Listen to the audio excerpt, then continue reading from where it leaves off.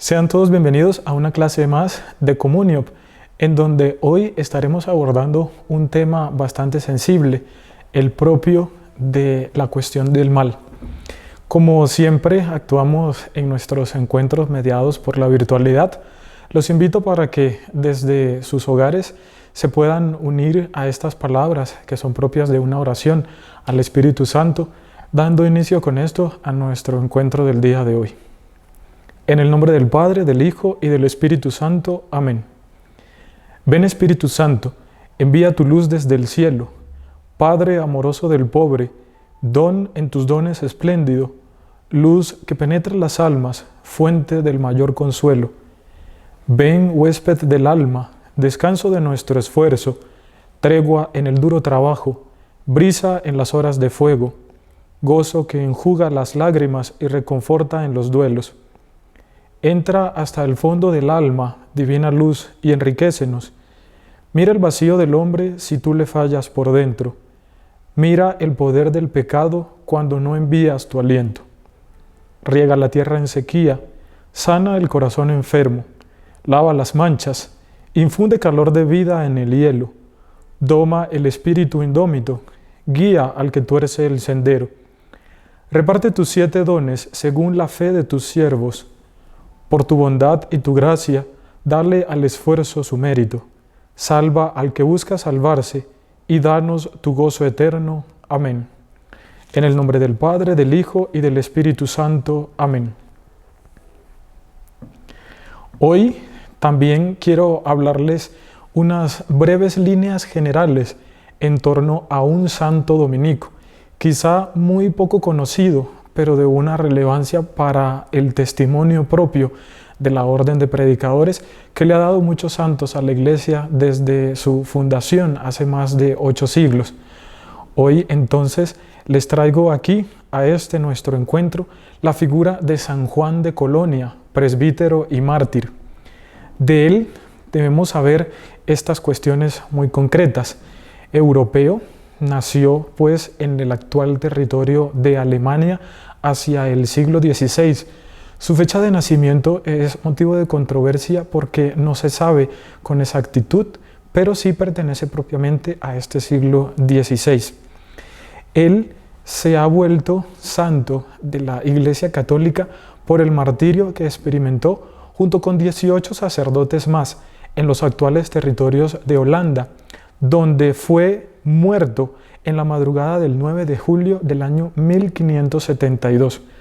Para comprender un poco este contexto en el que vivió y pues predicó a través de su vida hasta la muerte San Juan de Colonia, debemos ubicarnos en las guerras de religión que se llevaban a cabo en estos territorios ocupados por España en su momento. Calvinistas y luteranos se peleaban por los territorios de esta zona y precisamente los sacerdotes católicos que allí se encontraban, entre esos Juan, un dominico que tenía una capellanía en la ciudad de Briel, en la actual Holanda, es apresado junto con estos compañeros y posteriormente es ahorcado, precisamente porque ellos hasta el final se mantuvieron firmes en la fe.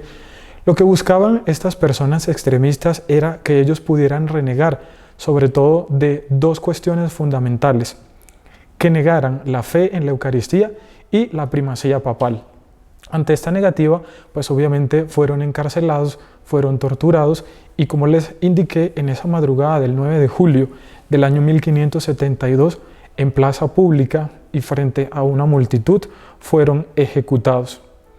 Juan y estos otros 18 compañeros mártires más fueron canonizados por el Papa Pío IX en el año 1867.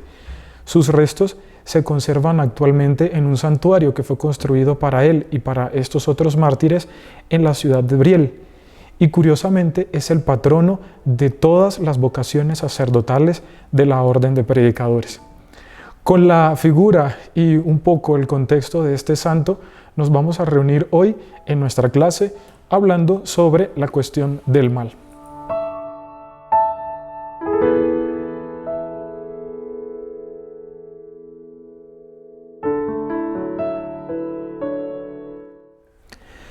Como notas introductorias para este tema, que es un poco sensible y ya veremos algunas posturas en el desarrollo de estas líneas, debemos tener en cuenta lo siguiente.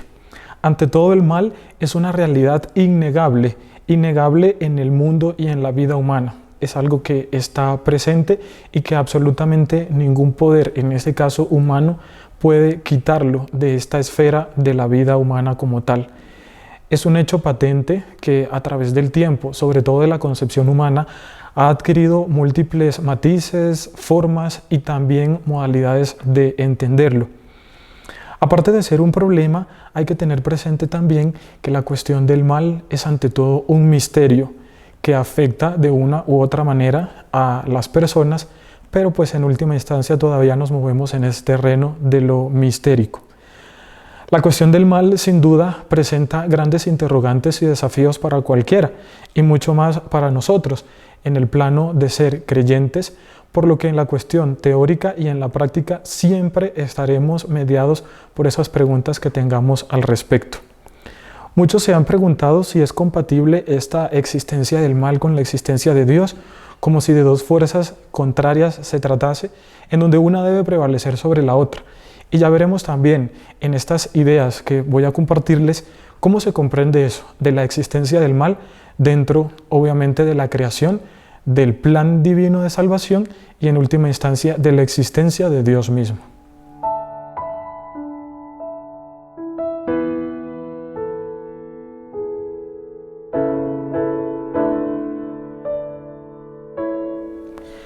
En nuestro primer punto vamos a abordar el tema del mal visto desde dos categorías. La primera es propiamente lo que es el mal físico y la segunda lo que compete al mal moral. Dentro del mal físico encontramos toda la realidad visible, toda la realidad material que nos incumbe desde nuestro cuerpo hasta lo que significa la humanidad y la creación en general.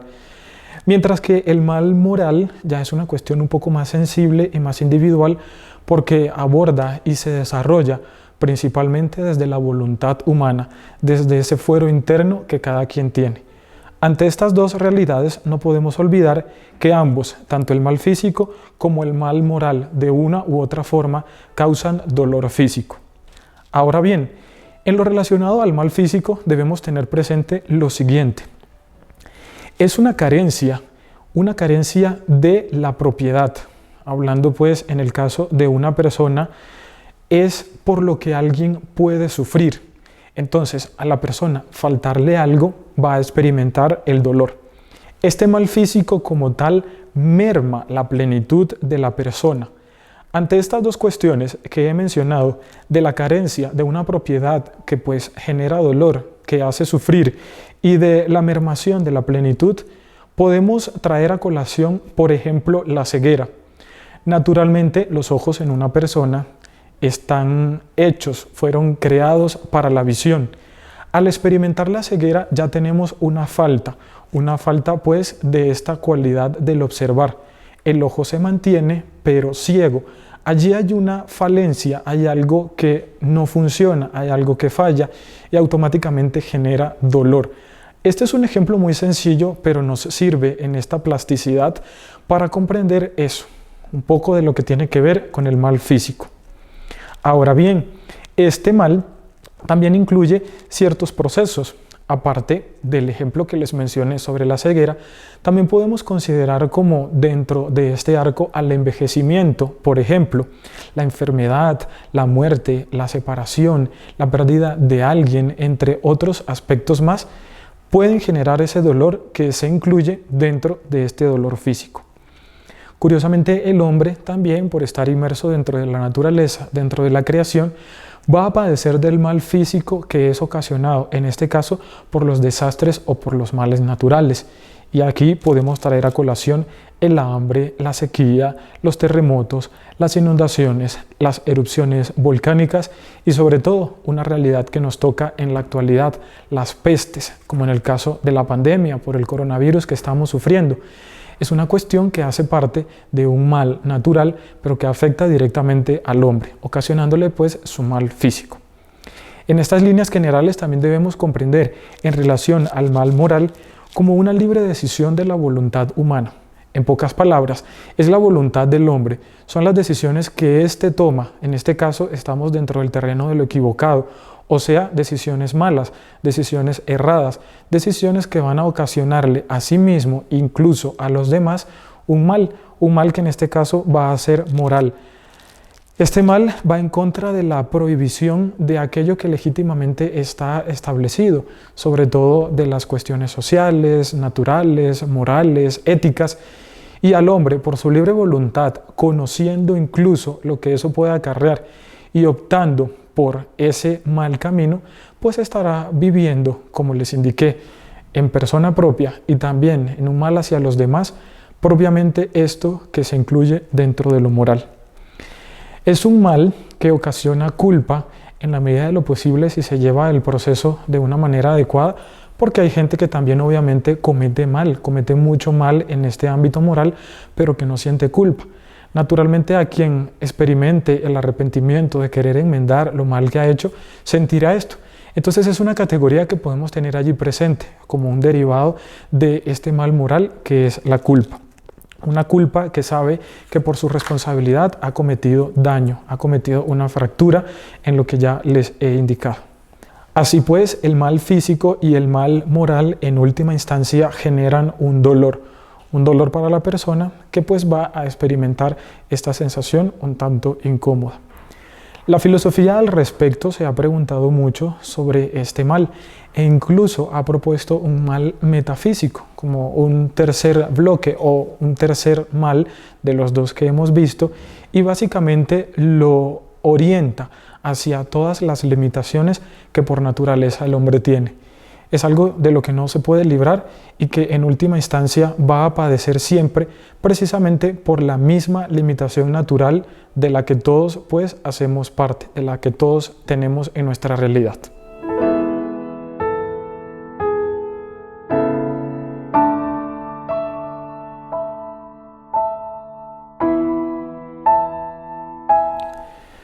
Entrando en un segundo punto, vamos a abordar ahora la cuestión del origen del mal.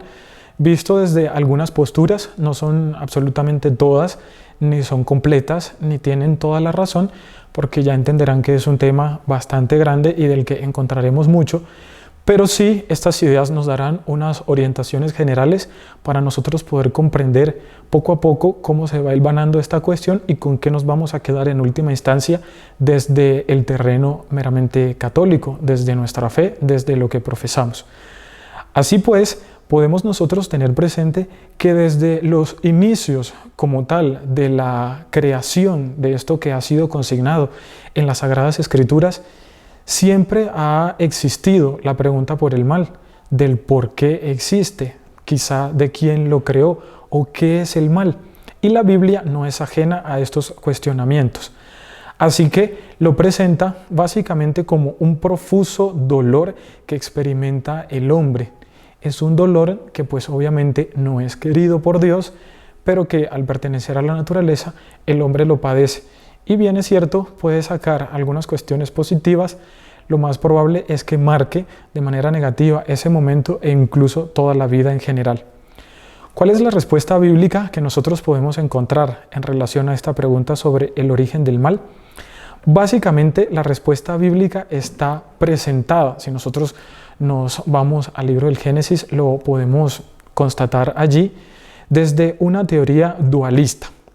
Una teoría dualista que nos presenta un mal que tiene un origen desde la creación del mundo y que avanza a la par de este, ocasionando pues toda una serie de desastres sobre todo para la vida del hombre, y que se vuelve de una u otra forma como la causa o la raíz de todas las desgracias que le suceden a la humanidad.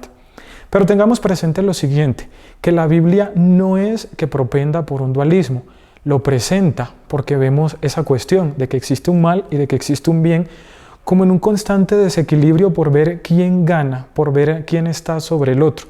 Por eso bien, la Biblia no propende propiamente por una teoría dualista, sino que nos la presenta, nosotros así la podemos encontrar, pero ya comprenderemos lo siguiente desde esto.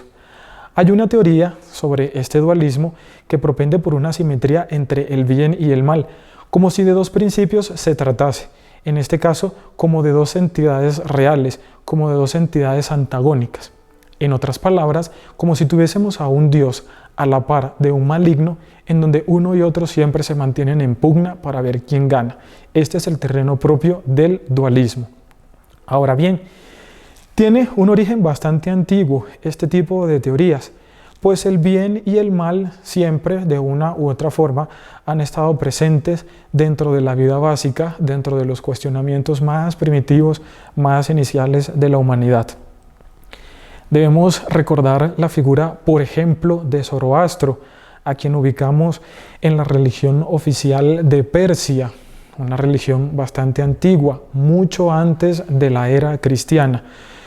Y Zoroastro básicamente sostenía la existencia de dos realidades, una que era el bien y otra que era el mal, en donde los dos estaban dotados de una verdadera consistencia. Como si de una especie de juego se tratase, cada uno tenía sobre la vida humana, sobre el mundo, un papel en donde se hacía o mucho bien o se hacía mucho mal. Esto propiamente fue lo que estableció Zoroastro en líneas muy generales. Y lo mismo también podemos encontrar en civilizaciones antiguas como en Egipto, Grecia e incluso Mesopotamia, donde tienen de una u otra forma sus propias concepciones del mal, de lo que ocasiona, del por qué existe y quizá de cómo se originó. Dentro de este terreno del dualismo encontramos dos corrientes principales. La primera, que es el radical, que básicamente está desarrollado ya ahora sí en la era cristiana por un personaje de nombre Marción, y también de los maniqueos, esta corriente que existió hacia los inicios del cristianismo, en donde hablan de un bien y de un mal como de dos principios a la par, que fueron creados al tiempo y que en última instancia fue creado por Dios. Este mal del que habla Marción y los maniqueos ha sido creado del caos, de la nada, obviamente por Dios, y a quien se le ha dado la responsabilidad sobre el psiquismo humano, sobre todo el actuar del pensamiento humano, así como de la corporeidad y de la estructura visible del mundo. Es el que lo regenta en última instancia. Y tenemos también el dualismo mitigado, que desde el personaje agnóstico Valentín podemos también encontrarlo en los cátaros del siglo XIII, admitieron la existencia de un creador inferior a Dios. En pocas palabras, otro ente divino, otro ser que llamaron demiurgo. Esta persona, considerado como un ángel o un arconte, también ha surgido de la nada y es el responsable de una u otra manera de generar el mal en el mundo, de instaurarlo, de instalarlo en el hombre y de ocasionar pues todos estos estragos. Hay otro tipo de doctrina de esta cuestión sobre el mal que nos presenta la figura incluso de unos cooperadores, como si de ángeles se trataran, cooperadores obviamente inferiores a Dios, quienes actúan bajo la dirección de éste y que en última instancia, desde sus errores, desde sus rebeldías, se ha ocasionado el mal. No es propiamente la concepción cristiana de Satán ni de los ángeles caídos, pero sí de una serie de cooperadores de quienes por su culpa se entró el mal en el mundo. Y esto, les recuerdo, es otra teoría de los cooperadores inferiores de Dios.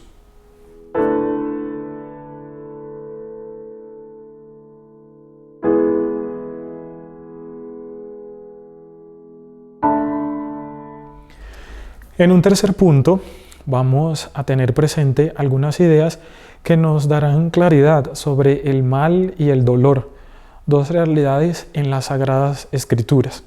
Y para eso vamos a remontarnos a esta cita bíblica propia del Génesis 1:31, que nos dice: «Y vio Dios todo lo que había hecho, y he aquí que era muy bueno».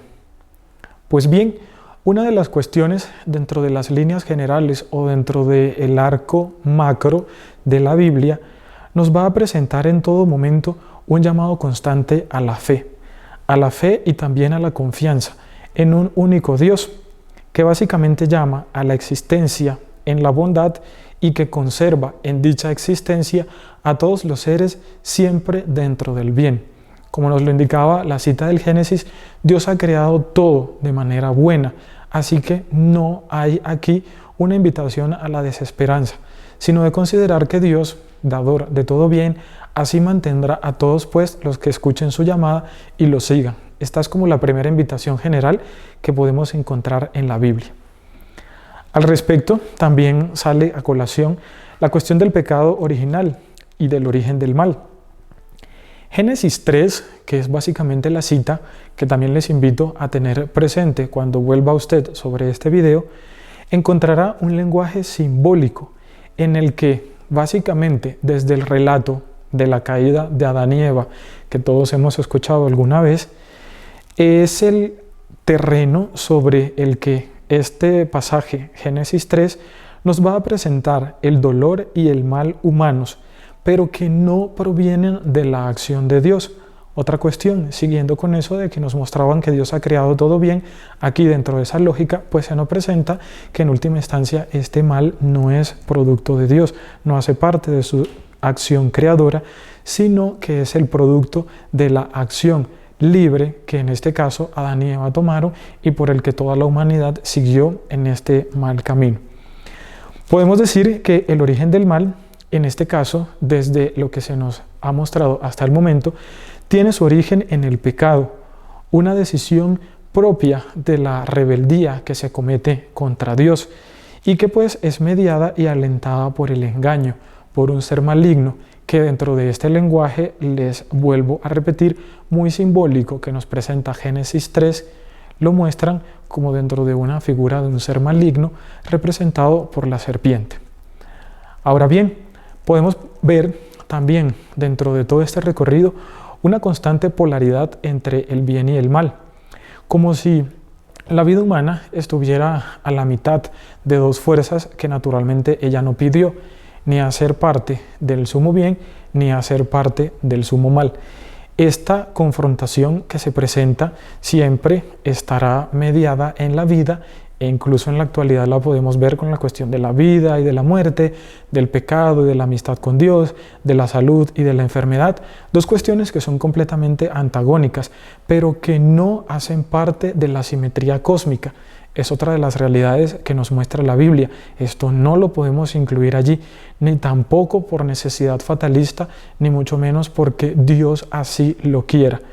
Esta cuestión bíblica nos muestra más bien que todo hace parte de la libertad humana que en última instancia estará siempre en su vida. Ahora bien, el autor sagrado también se pregunta acerca del sufrimiento, sobre todo del hombre justo, y podemos encontrar muchas referencias bíblicas al respecto. E incluso se sorprende de la prosperidad de algunos impíos. ¿Cómo es posible que un hombre justo sufra y que un impío le vaya de maravillas en la vida?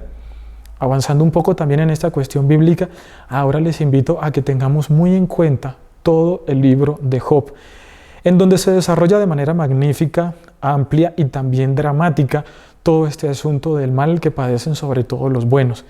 Y es que aquí en el libro de Job podemos nosotros encontrar donde mayor y mejor se trata el tema del dolor y también del sufrimiento del inocente. Para traer un poco a colación la figura de Job, tengamos presente estos aspectos. Él es un hombre justo, pero que sufre mucho porque al parecer Dios permite que le suceda todo tipo de calamidades, todo tipo de males. Job pasa por sufrimiento físico, mental, él se pregunta por la caducidad de la vida, le tiene miedo a la muerte y todo eso le ocasiona angustia, le ocasiona dolor. Es incomprendido por sus amigos, es rechazado por sus familiares, incluso sus relaciones con Dios en muchos de estos momentos se oscurece. El panorama no es bueno para nuestro personaje a quien traemos hoy a colación de cómo y del por qué sufre. Los lamentos de Job en muchas de estas ocasiones que nos presenta el libro homónimo se vuelven acusaciones contra Dios, como si Dios fuese su adversario, como si Dios fuese caprichoso, rencoroso y como si de una manera sádica se deleitase por todo el dolor que sufre Job. Lo cierto es que avanzando en nuestra lectura de este libro, también podemos ver que Dios responde, y es que básicamente le hace ver a Job, a su siervo doliente, todas las maravillas que él justamente creó en el universo. ¿Qué hace Job? termina por descubrir en el cosmos, sobre todo en los misterios propios de la creación, su propio lugar. Por su humanidad, Job llega a comprender lo pequeño que es en comparación a la existencia. Reconoce también sus limitaciones humanas, su ignorancia, su existencia poca, su limitación como tal, y que en última instancia la felicidad pues se la otorga Dios. El libro, para concluir este bloque, no ofrece como tal una definición ni del mal ni del dolor, pero sí vamos aquí ya dando las primeras luces de cómo la Biblia también va desarrollando este tema que tendrá su culmen en Jesucristo, como ya veremos a continuación. Lo cierto es que la acusación que se hace contra Dios se convierte en última instancia en una acusación contra el hombre mismo. Esta vuelta la podemos ver allí, también expresada en este libro, y es que básicamente todo va a confluir en la justificación de que el hombre, al ser pecador, al cometer el mal, pues Dios tendrá todas las herramientas necesarias para volcar sobre sí el amor y en última instancia la salvación. Por eso Job, al final, cree comprender que el mundo se halla tan cargado de maldad que es necesario que exista un Dios bueno que equipare, que equilibre y que ante todo restaure toda esta maldad del mundo. Ahora pasemos propiamente al libro de las Lamentaciones. Este libro, que se le debe a un autor anónimo y que los estudiosos han ubicado como compuesto en la época del exilio en Babilonia, trata básicamente desde una construcción poética en su lenguaje de todas las catástrofes que ha padecido el pueblo de Israel en esta tierra extranjera, pues a donde fueron exiliados en contra de su voluntad. Si nosotros nos remitimos a los pasajes 1:18 y 3:22 de este libro de las Lamentaciones, encontraremos que en medio de todo este caos que presenta el autor, surge la figura de Dios como justo y como bondadoso en su misericordia y de manera infinita para con el hombre, a pesar de que le suceda cosas malas.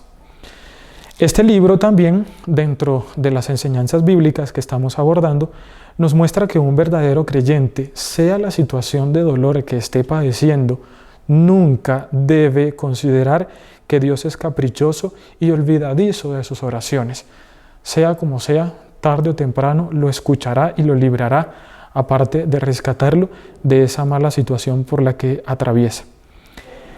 Podemos nosotros también encontrar aquí en el libro de las Lamentaciones cómo Dios aflige al pueblo a causa de sus pecados. Es algo que podemos nosotros intuir de la lectura. Pero ante todo hay que tener presente que no podemos nosotros colocar un nexo entre que es necesario que haya un pecado para poder explicar la intervención divina de Dios en el pueblo. No tiene absolutamente nada que ver. Pero como el pueblo está padeciendo, entonces Dios lo libera. Por favor, no tengamos en cuenta esos nexos de que hay necesidad de pecado para la intervención divina. Esto es lo que el libro de las Lamentaciones no nos quiere mostrar. Finalmente, dentro de este bloque, podemos nosotros hacer un compendio general y tener presente que el Antiguo Testamento concibe el dolor en términos de una búsqueda. ¿De una búsqueda de qué? De una búsqueda de la perfección. Y también deja muy en claro que todo lo que vive el hombre se traduce en una confianza hacia Dios. No es que tenga que sufrir para creer en Dios, pero incluso en medio de sus sufrimientos es cuando más debería de creer en Dios. No existe tampoco para esta cuestión del Antiguo Testamento un sufrimiento sin sentido, ya que todo dolor en última instancia es aceptado por Dios y Dios incluso lo integra dentro de sus misterios, dentro de sus designios salvíficos y lo valora en última instancia a favor del hombre. Este gran bloque también es el que nosotros podemos tener presente desde el Antiguo Testamento como las enseñanzas que incluso para nuestros días nos dejan las Sagradas Escrituras.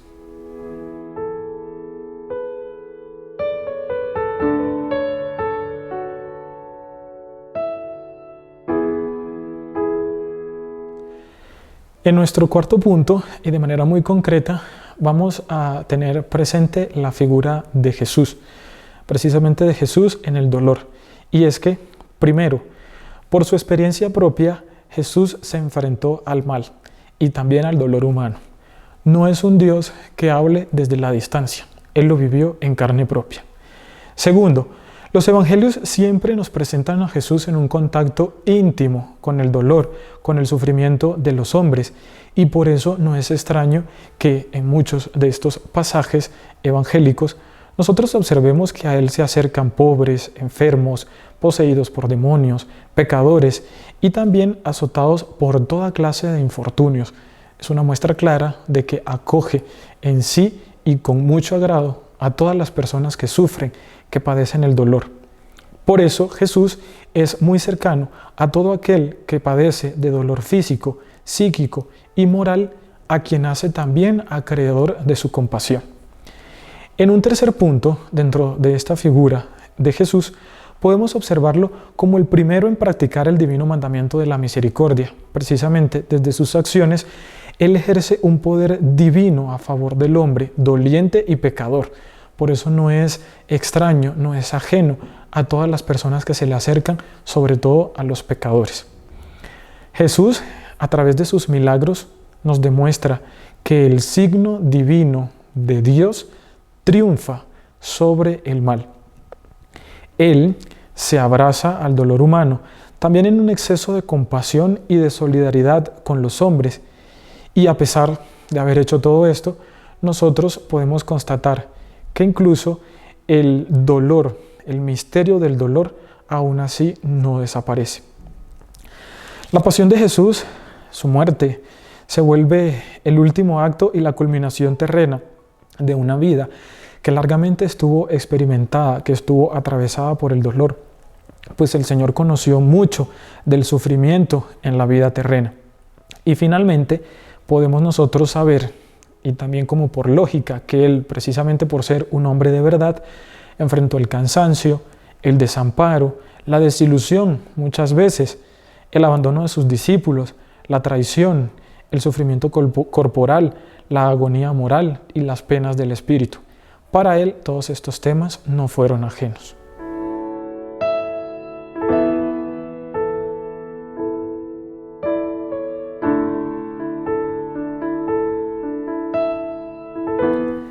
En nuestro quinto punto, que tiene que ver sobre la consistencia, la cuestión del mal en sí mismo, vamos a abordar las ideas muy breves de algunos autores que nos han dado pistas ya para acercarnos a las concepciones que como iglesia tenemos del mal. Básicamente el pensamiento filosófico se ha preguntado incluso desde sus orígenes acerca de la naturaleza del mal, un pensamiento que pues lógicamente ha avanzado a través del tiempo. Ahora bien, tengamos presente al autor Orígenes, considerado quizá como el primero de los teólogos cristianos que investigó, aunque de manera especulativa, las cuestiones del mal. Lo pudo hacer y nos dejó estas dos enseñanzas que nos sirven para nuestro pensamiento. El primero es que el mal no tiene un origen divino. Y el segundo, que el mal tampoco no tiene su origen en la materia, sino que básicamente está creado desde la voluntad humana. En nuestro arco temporal seguimos avanzando y tenemos tres ideas que nos legó San Gregorio de Niza. La primera es que el mal tampoco es sustancia, no es algo que exista allí y que pueda entrar en el hombre, en los hombres y hacer sus estragos.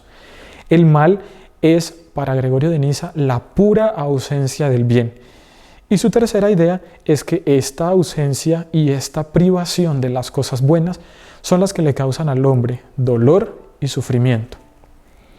San Basilio, otro autor, también nos dice que nosotros, a pesar de estar experimentando el mal, no podemos caer en la tentación de suponer que Dios es la causa de este mal y que se goza en que el hombre lo experimente. San Basilio también nos dice que el mal no tiene una sustancia propia, tomando pues lo que ya ha mencionado Gregorio y Orígenes. Y finalmente, que la perversidad no es algo vivo, que es en última instancia privación del bien. Por eso no podemos hablar del mal como un ente en sí mismo. San Agustín, este grande de la Iglesia, también nos legó unas cuestiones al respecto, que básicamente versan en lo siguiente. El mal no es sustancia, sino que es la privación de todo bien. Miren ustedes este hilo de que ya varios nos han dicho de que el mal no es sustancia, y ahora vamos por la cuestión de que se vuelve la privación de un bien. Pueden sonar como repetitivas estas ideas, pero hacen parte de esa evolución, en este caso cristiana, del pensamiento al respecto pues del mal. San Agustín también nos indica que nosotros debemos buscarle el origen básicamente en la libertad humana y en las decisiones que de manera equivocada, que de manera errada, el hombre comete. Así que termina Agustín diciéndonos, siguiendo también como nos lo indicaba el libro del Génesis, que todos los seres han sido creados de manera buena, de manera bondadosa por Dios. Pero es en la voluntad humana y en la libertad que a veces se desvía donde se da paso para que el pecado entre y haga de las suyas. Mucho más avanzado en el tiempo también podemos encontrar las ideas que nos dejó Dionisio Areopagita, quien básicamente nos dijo que todos los seres provienen del bien y que incluso participan de él porque así lo ha querido Dios. Solo que el mal que ha entrado, nosotros no podemos considerarlo como algo absoluto, porque no existe, porque el mal como tal no es creado por sí mismo y obviamente no puede ser creador. El mal tampoco no lo debemos buscar en los seres materiales, ni mucho menos en los ángeles, porque no les es propio, sino que se encuentra en los demonios como una ausencia de bien. Miren ustedes la relación que tiene con las ideas que se han mencionado, pero ahora aquí Dionisio nos menciona que propiamente es de un demonio y en este caso como ausencia de bien. Finalmente, el mal no se encuentra en la naturaleza ni en la materia de las cosas, sino que es ocasionado por el hombre, que pues le hace mal a la naturaleza y en última instancia a sí mismo. Aquí vamos a tener presente estas brevísimas ideas de Santo Tomás, porque ya las abordaremos poco más adelante, que básicamente con él es con el que tenemos el mayor bloque de las claridades al respecto de la cuestión del mal. Santo Tomás de manera muy acertada nos menciona que el mal no es lo contrario del bien, no es que exista esa dualidad de las que les hablé hace un momento, no es que esté siempre en pelea con el bien, sino que sencillamente es la privación del bien. Cuando no hay bien, entonces tenemos el mal. Por eso el mal, no es una realidad en las cosas, sino una privación de ese bien que se tiene y que pues el hombre en última instancia padece. No es que las cosas que no existan, también por si dice, bueno, si algo no existe, entonces ya por no tener esa existencia automáticamente es malo, no. O que la cosa es mala porque no tiene el bien que la otra cosa posea. Nos dice Santo Tomás que lo que debemos tener en cuenta es la ausencia del bien que supone, pues en este caso, el mal, independientemente de la cosa que sea. Para concretar la idea, el mal, desde Santo Tomás, no es otra cosa que la privación de lo que alguien es apto para poseer y debería tener. Esto es lo que nosotros podemos llamar el mal. La privación no es una esencia, sino que es una negación y pues no hace parte como tal de las cosas en sí mismo. Con esto, todas estas consideraciones metafísicas no agotan ni tampoco aclaran de modo satisfactorio la cuestión del mal, ni mucho menos del dolor. Ya vemos también que se hizo un buen trabajo intelectual, pero que pues no lo ha agotado, al menos en este aspecto. El mal existe entonces solo dentro del bien, porque si no existiera el bien, no podría existir el mal. Debemos tener entonces en cuenta que el mal es negación, es privación y también es carencia. El mal existe únicamente a través del mismo bien que de una u otra forma deforma y priva. Por eso el mal no es una simple cuestión filosófica o ética, sino que adquiere también su verdadero carácter, ahora sí, en el plano religioso, que es básicamente donde se puede descubrir la naturaleza opuesta completamente a Dios, y es desde allí donde nosotros podemos tener algunas luces sobre la raíz y el sentido más hondo de esta ontología del mal. Para entender el mal, entonces, nosotros debemos tener presente la necesidad de mirar profundamente la libertad humana y todo este misterio que conlleva por el optar de manera errada por ciertas decisiones. Es una elección equivocada, sin duda, por parte de los seres libres, como en el caso de Satanás, trayéndolo a colación, quien por su rebeldía se aleja pues de Dios, y que hace parte de la propia historia humana, que de una u otra manera siempre estará marcada por los pecados personales de cada quien. Por eso, el mal cósmico y el mal físico que nosotros incluso podemos ver en nuestros días, viene a ser una derivación de todas estas malas decisiones de la voluntad humana, de todas las equivocaciones que comete el hombre dentro de la limitación propia de su naturaleza.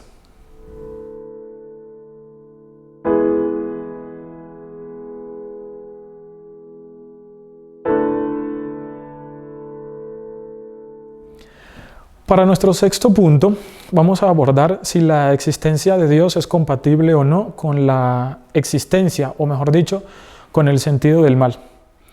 Básicamente, desde la filosofía antigua ha surgido la siguiente pregunta: ¿no debería un Dios bueno y omnipotente haber creado un mundo exento de mal? Miren ustedes el peso de esta cuestión. Lo que se traduce, o mejor dicho, a lo que responde la misma filosofía antigua, es que si Dios no pudo haber creado dicho mundo exento de mal, entonces es porque le faltó poder. O si lo creó, pero no quiso quitar el mal del mundo, entonces le faltó bondad.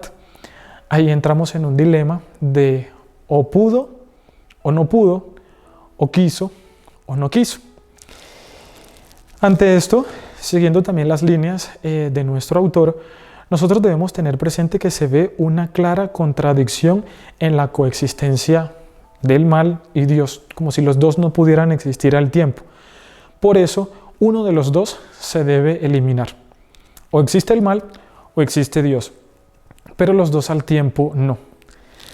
La visión cristiana al respecto del dolor y de su significado nos dice que nosotros debemos tener presente la concepción del mundo como un cosmos que ha sido perfectamente ordenado por el querer y el poder divino, en donde absolutamente todo tiene su sentido. En este caso, el mal no va a ser la excepción. Ahora bien, Santo Tomás al respecto se pregunta: ¿por qué Dios no creó un mundo tan perfecto que en él no pudiera existir ningún mal? Y él mismo, dándonos las claves de respuesta en otra tónica y obviamente dentro del sentido cristiano, como haciendo un nuevo inicio desde lo que ya había establecido la filosofía antigua con esta pregunta sobre el por qué no existe un mundo bien si Dios todo lo puede, el Aquinate va a responder que en última instancia Dios, en su poder infinito, podría siempre haber creado algo mejor. Sin embargo, también dentro de su sabiduría y de su bondad, que son infinitas e incomprensibles para la humanidad, Dios quiso crear libremente un mundo que incluyó dentro de un estado de vía hacia su perfección última, como si de una creación andante se tratara, podríamos utilizar estas palabras. ¿Y esto en qué se traduce? En un devenir de la creación que trae consigo, en el designio de Dios, que todo lo conoce y que todo lo puede, junto con la aparición de ciertos seres, también la desaparición de otros, en que va a existir lo perfecto con lo más imperfecto, en que junto con las construcciones de la naturaleza, también vamos a encontrar las destrucciones. Todo eso, toda esa gama, todo ese panorama dentro de ese devenir, dentro de ese caminar, dentro de ese andar que tiene la creación en búsqueda de su perfección, porque, recordando lo que nos dice Santo Tomás, así lo quiso en su infinita bondad Dios. En otro de sus textos, que básicamente es el Contrayentes, en el 3.7, dentro de esta misma línea, también nos da otra clave de respuesta. Y es que, por tanto, con el bien físico, también vamos a tener presente la realidad del mal físico. Mientras que la creación no haya alcanzado su perfección, así seguirá. El Catecismo en los numerales 3.10 y 3.12, dentro de esta misma línea, aportará que así con el tiempo, se puede descubrir que Dios, en última instancia y en su providencia todopoderosa, puede obtener de todos los males que el hombre y que la humanidad viva, unas consecuencias que va a orientar hacia el bien. En otras palabras, Dios de todo lo malo va a sacar lo más bueno, lo mejor. Ante esto, la tradición de la Iglesia insiste en la idea de que el mal, pues obviamente derivado de la libertad humana, de las imperfecciones y de las contingencias del mundo material, es permitido por Dios, pero por los fines providentes que Él conoce y que para nosotros pues obviamente se incluye dentro de lo mistérico. Los males naturalmente no causan bienes, ni se pueden cancelar especulativamente mediante los esquemas interpretativos del orden puramente intelectual que el hombre pueda crear, ni tampoco los puede desaparecer de la noche a la mañana, pero son ocasiones de bienes. ¿Qué más nos dice la tradición de la Iglesia? Pues básicamente que Dios no pretende el mal, pero este no escapa de la providencia divina que en última instancia también lo acoge y lo rige, porque nada puede estar por fuera de los designios divinos. Nos recuerda la tradición, las palabras ya mencionadas por San Agustín, quien nos dice que Dios prefiere sacar bienes de los males a no permitir la existencia de males en absoluto, pues el Señor ordena el mal a un bien mayor, aunque no siempre nosotros podamos señalar cuáles sean esos bienes. Esta teología del mal, para ir concretando estas ideas, busca básicamente darnos a entender que nosotros no podemos hacer desaparecer de la realidad humana la injusticia, ni mucho menos el dolor. Tampoco pretende cancelar sin más los problemas del mundo, sino que se toma muy en serio en todo momento el sufrimiento humano, un escenario para poder reflexionar al respecto. Lo que sí busca toda esta teología cristiana es relativizar lo negativo, la muerte, en este caso el mal, el sufrimiento, porque les quita la última palabra. Y esto, hermanos y hermanas, es importante que no lo olvidemos. La teología cristiana busca relativizar lo negativo, quitándole la última palabra, porque en última instancia el ser que está integrado dentro de este marco universal divino siempre se regirá por los designios divinos y el mal no está por fuera de eso. La descalificación de Dios que hemos visto, del que quizá Él sea el culpable de la creación de todo este mal, en este caso como lo pudimos constatar también en el libro de Job, de por qué si Él era bueno le suceden todas estas cosas, como si Dios lo quisiera.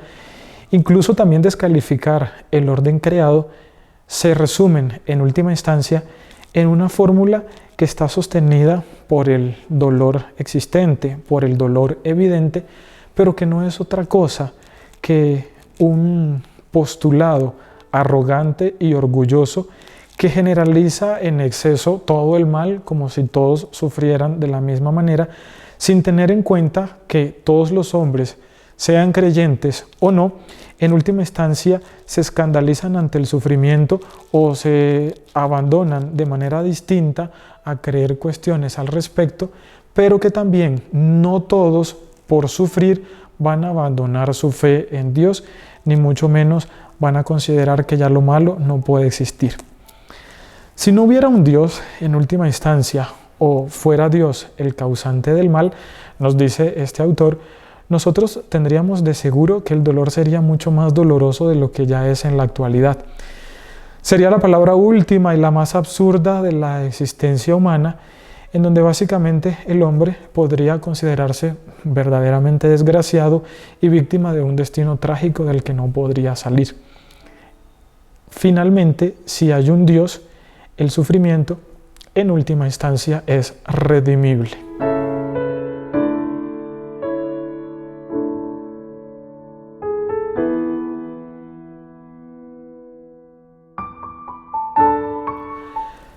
Finalmente, en nuestro último bloque de todas estas generalidades que hemos abordado, vamos a tratar de manera muy breve la visión unitaria del misterio, del dolor y del amor, partiendo de esa concepción de ver como una interdependencia entre conocer a Dios y conocer al mal, conocer a Dios y conocer al pecado. Son dos misterios, el del conocimiento de Dios y el conocimiento del mal, que si se tienen de manera muy débil, uno va a terminar apagando el otro. ¿Esto en qué se traduce? En que, de modo que una experiencia superficial del mal físico y del mal moral pueden a veces destruir la idea débil que nosotros tengamos de Dios. Si yo vivo fuertemente un problema de esto, sea físico o sea moral, pero mi concepción de Dios es débil, pues por causa de este dolor, de este sufrimiento, mi concepción de Dios va a terminar por destruirse y voy a caer en un relativo ateísmo. Y también a una concepción insuficiente de Dios que suele llevar a la persona en última instancia a escandalizarse ante el mal y básicamente a restarle importancia a las cuestiones salvadoras que pueden surgir al respecto. Son dos misterios, el conocimiento de Dios y el conocimiento del mal y del pecado, que si se captan adecuadamente pueden reforzar el espíritu cristiano. Esto, ¿cómo lo podemos aplicar? Básicamente en la vivencia correcta de la concepción de Dios que nosotros podamos tener de Dios, llegaremos a entender mejor y profundamente las cuestiones del mal y del dolor, a la vez que si nosotros reconocemos de manera profunda y concienzuda el misterio del mal, nuestro espíritu se podrá estar conduciendo nada más y nada menos que hacia Dios. Cuando decimos que un Dios bueno no puede permitir el dolor, nosotros estamos en realidad atribuyendo a la bondad divina un sentido trivial, porque básicamente situamos al hombre al centro. La bondad y el amor se presentan como una hondura y también con implicaciones que nosotros no podemos abarcar totalmente. Por eso, trayendo nuevamente la figura de Jesús, en quien vemos los misterios de su vida como el lugar donde nosotros nos podemos asomar al misterio del dolor, porque no olvidemos que Jesús los padeció en su propia persona. Él nos descubre, no de modo especulativo, sino práctico y directo, toda la compatibilidad de la fe cristiana con la experiencia del dolor. ¿Cómo responde Cristo dentro de esta unidad del dolor y del amor? ¿Cómo responde Cristo a la cuestión del mal? Básicamente con amor. Con amor hacia quien obra el mal y quien ocasiona el sufrimiento. Con amor por la voluntad del Padre. Y finalmente, con amor para todo lo que vivió de manera dolorosa en la vida humana. Un amor que huya del dolor se hace egoísta y un dolor sin amor es incomprensible. Se vuelve en última instancia un sinsentido.